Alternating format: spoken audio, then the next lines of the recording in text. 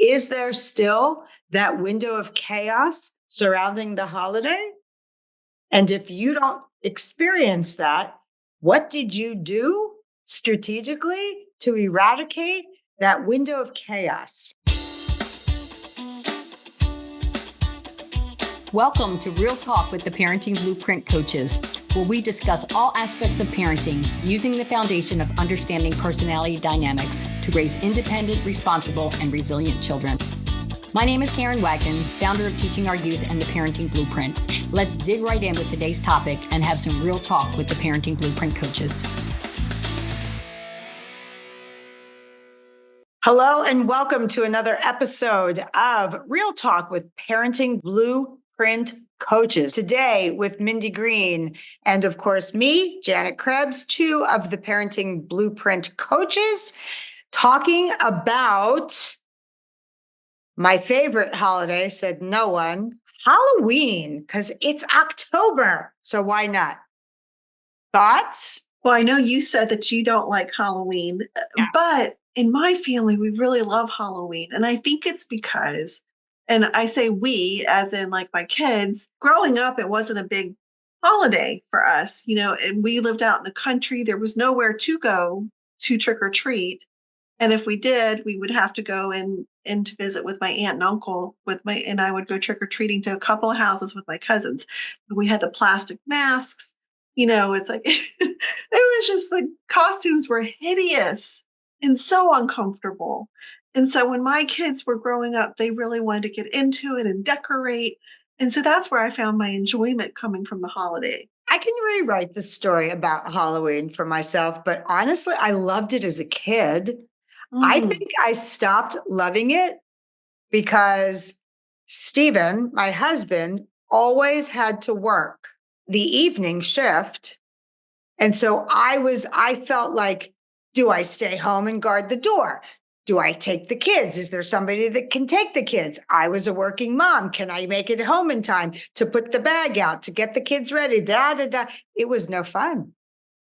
It was such a job, such a hustle. So maybe my sentiment goes out to any single parent out there that feels like they have to do it all or actually does have to do it all and make choices about what you're going to do.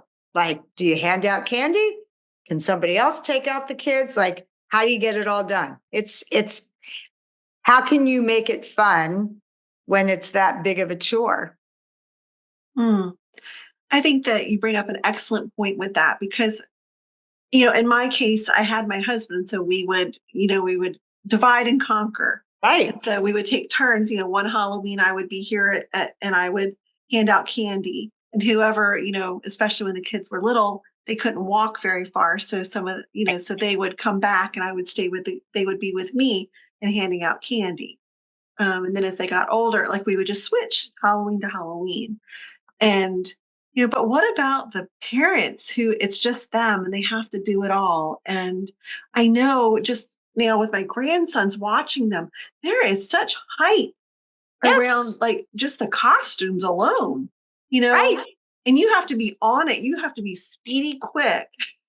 When they put out that Halloween ad, what the costumes are, you have to go sooner rather than later, because if you're going, those who are listening can say something about this, but it's slim pickings at this point with Halloween, and it's, two weeks away or so.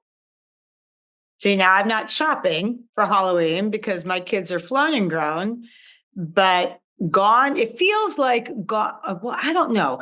I don't know anybody who is making costumes. So if you're out there listening to this and you still make a costume, God bless you. And I'm so envious of you having that talent. That was never my jam. I wouldn't know even where to start. So there's a lot of pressure, and it's a lot of work, and the expectations are very high. And I think that potentially we don't have to stay there for long, but I think that's where we get ourselves in trouble. And is that self-imposed? Is that something that our kids offer to us and make us feel like there's this big expectation. I don't have the answers. I'm just throwing it out there again with just maybe a like, what is the set of emotions surrounding Halloween? Maybe that's the question. That's a good one. It is a good question. Yes. It is a good question, though. Yeah. Because it's a lot. I mean, and I can think, when you were talking about, the kids and the rush, what went through my head because I get strange downloads. I was thinking of Stewie, mom, mom, mom, mom, Yes. mom, mom, right? So like while you're even trying to do things, you've got the kids who are also trying to do things. And like it just is there still, I'll ask it as a question, is there still that window of chaos surrounding the holiday? And if you don't experience that, what did you do strategically to eradicate that window of chaos? Mm. Yeah, because you're right. It is hectic. And trying to get everybody out and get them dressed in their costumes. And then, some years here where I live anyway, it's been warm. And so, they had heavier costumes and it's like they don't want to walk around, and sweat, or we've had years that it's been really cold. So it's like in terms of weather, even you don't know how to prepare. So that adds another layer of thought and preparation. Mm-hmm. And then getting them out the door, and being prepared. And where are you going? Because that Mhm. sure has changed from when I was a little girl, or even when I had kids that were trick or treating. We still went door to door Mhm. around here. And I'm in central Indiana, which is like, it is as Mayberry, USA. Like we even have a Mayberry Cafe, right? So this is as Oh. it's no joke. You can Google it, and I live like within 10 miles. Uh, this is pretty wholesome country. And even still, we have these trunk or treats for safety where you go to a church and Mm. all the car. Do you have this where you are? We do, yeah, but Okay. kids also still trick or treat in our neighborhood too, so Okay. I'm learning as we Right. go. So, like, even how we trick or treat is different. And does that make it less fun? I'm asking the question. I really don't know because I've not done it, but does it make it less fun? Maybe not. Is it about the candy? Is it like, I don't even know. Well, having been to a couple of trunk or treats, so Okay. I can just from my experience, I can speak to this a little bit, and I don't know what our listeners' experiences are, but it's really neat to see, and the kids get really excited to see all of the different ways that people are creative, how they decorate their trunks Oh, and fun. the little setups that they have, and they're very, very creative. And so what it does for me though is that if I would ever think to participate, I would be Googling, I'd be on TikTok, I'd be wherever, getting books from the library for months in advance, trying to figure out how to do this. I often say I'm craft challenged. Oh yeah, I'm right there with you, sister. That's funny. See, now I'm compelled to go this year just to walk around because clearly I did not know that you decorate your trunk.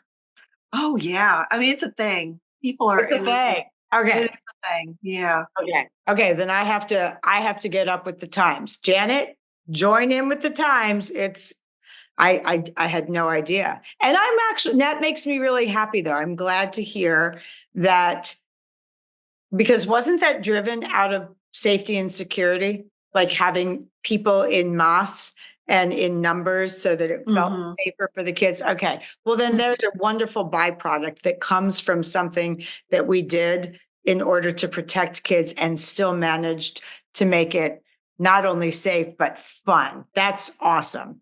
I may do that this year. Thank you It, for that. I had yeah. no idea. And even some of the elementary schools in our area do it as well. And they like at my grandson's school, their elementary school, they have a monster bash. They have a trunk or treat and a monster Huh. bash combined. So they have that and they have dancing and little games and things that they can play. So it's almost like a festival in some way. Okay, I think I just figured it out. trunk or treat is the perfect solution to the family who has parents that love Halloween and really regret that they can't participate anymore. This is a way for parents who love Halloween to still have Halloween. It's not about the kids at all. For parents, because you said they go all out. They decorate Oh, the yeah. trunk. So that's and we love that. Those are the people that are not, what did you call it? Craft challenged? Yes. Yeah. Okay. You can't be a craft challenge parent and and really enjoy that as much. Well, isn't that cool though, then? Like those are the people that love to decorate their homes for the holidays and, have 2 and 3 tree. Like, yeah, there's a place. I'm so glad to know that there's a place for them still because I'm not that. And so how would I know? Hmm. Like, I'm really like, I'm so happy to be learning this today. I feel better about that. And I have no apologies about myself not participating. There's that. Yeah. And, I think it's interesting too, because there are some neighborhoods, and I don't know if that's in a lot of neighborhoods around where you are, that they don't have kids go door to door. I know in our area, it's seems like if there's been a resurgence of that, of people going door to door. There were some years that there really weren't very many kids at all. And so we were just trying to figure out, is this the end of it? Or is this or will there be no more trick or treating door to door or what? And I think last year, and we've lived in our house now for 20 years. And I think the past two Halloweens, it has been the most trick or treaters that we've had ever. Wow. Yeah. Well, that's lovely following the pandemic, because I think that, that's a wonderful recovery sign that people are, solidly Mhm. now, 4 years later, like, oh, yeah, we can go out and we can do this. So that makes me really renewed. Isn't it funny? I don't have grandkids. My kids are flown and grown and like they live out of state. It's just real interesting how holidays, especially a kid, like Halloween is really for kids, except for the parents that love decorating the trunks. Bless your heart. It's interesting how not participating really changes the perspective of the holiday, Mm. Mhm. right? Like Yeah. it's like, and here's just an insight. When the kids are gone, even Christmas, if they're like, let's just say they don't come home, right? Like Christmas is for kids, Halloween is for kids. So it's just interesting as we age, where the emphasis is, where the expectations are. How does it change as we get older? Which is not like, this is not to bring anybody down. It's just interesting how it changes.